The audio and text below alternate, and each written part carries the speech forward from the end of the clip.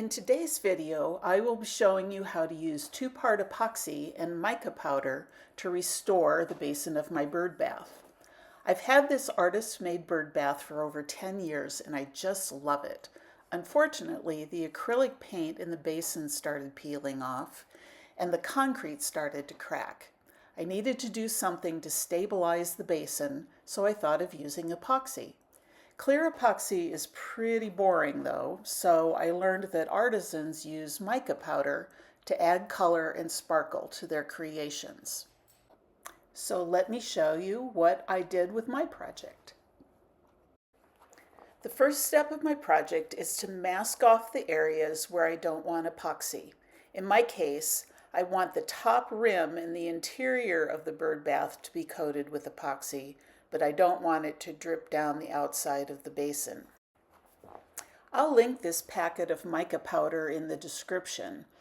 I liked it because it gives me 16 different colors to work with. The package was pretty inexpensive, so one of my questions is whether I'll have enough of the colors that I like to actually do my project. I also may mix some of the colors together. I like this orange one for the rim, but I may mix a couple of the oranges together to get the color and coverage I want. I'm also going to use this lime green one and maybe the olive to extend the lime green and to get the color to be a little bit better of a match. I'm also hoping that the color will be somewhat opaque so that it covers up some of the color and the ugly pebbles in the concrete. So here are the 16 colors. I'm going to use orange and lime. There are lots of different choices for clear two-part epoxy online. I picked this little kit because I didn't think I needed very much epoxy, and also it came with a number of supplies that are helpful for projects like disposable measuring cups, cups with measuring lines marked on the sides, wooden sticks for mixing. I will link the kit in the description. It's about as small of a kit as you can get with a total of 8 fluid ounces of epoxy, 4 ounces of resin, and 4 ounces of hardener. If you're already familiar with how to mix epoxy, you can skip forward to the 3.5-minute mark where I start mixing in the color. If you haven't mixed epoxy before, it's simple. You just use equal parts of the Part A resin and the Part B hardener. You can do that by just pouring out similar amounts from the supply bottles, but I'm going to use my handy measuring cups in my kit to measure exactly an ounce of each liquid. When you mix the two liquids together, you'll see a slightly cloudy reaction. Be sure to mix until the cloudiness entirely goes away and the epoxy is thoroughly combined, which takes about 20 to 30 seconds.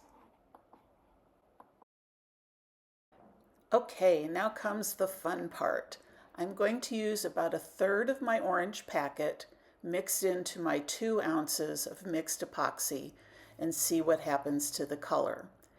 After mixing for about 20 seconds, I decide that 1/3 of a packet's not quite enough, so I'm going to add some more mica powder, and I end up using about half of the packet to make my orange. I'm going to start by drizzling the colored epoxy on the top edge of my basin to see what kind of coverage I get. This seems kind of slow, so I think I'm going to try pouring it slowly from the cup and see how that works. And it is really drippy, and it's running down the sides, which I wasn't going to do quite yet. So I'm going to go back to spreading the epoxy on the top rim using the wooden mixing stick in my kit. And actually that's good because I keep stirring up the color and the epoxy as I'm working through this. You can wear gloves if you like, but sometimes I find gloves just get in the way. Epoxy is super easy to clean off of your fingers if they get sticky. I just pour a little isopropyl alcohol on a paper towel for a quick cleanup. You have a lot of working time with this material, at least 20 minutes before you can see the liquid starting to stiffen up a bit. After applying my orange color all the way around the rim, I'm going to give the epoxy 24 hours to cure before changing colors on day 2.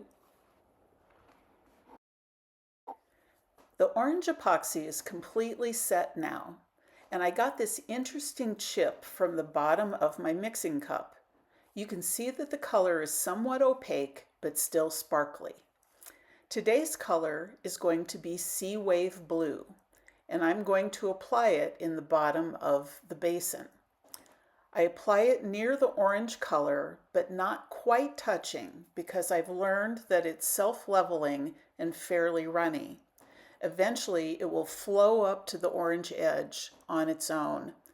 So I'm just going to spread my blue all the way around the general areas where I want the blue to be, but I'm not going to worry about getting exactly up to the orange.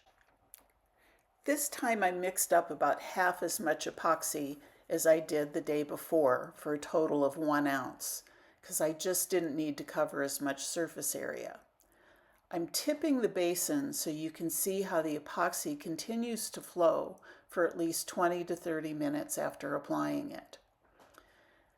You can also see how the mica powder forms color variations through the liquid.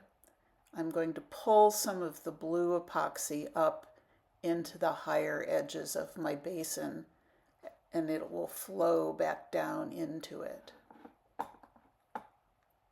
You can use this flowing action to create your design, especially on flat surfaces.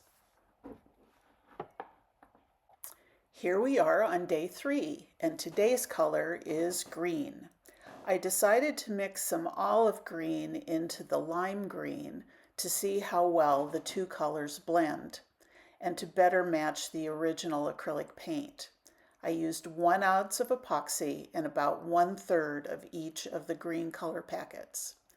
I'm applying the color with a disposable paintbrush today to all of the remaining surfaces in the basin. I'm trying to get a nice thin application of the green color. And here's the finished product. The entire surface of my basin is covered with colorful epoxy. And look at it back in its place on top of the bird bath. Yay!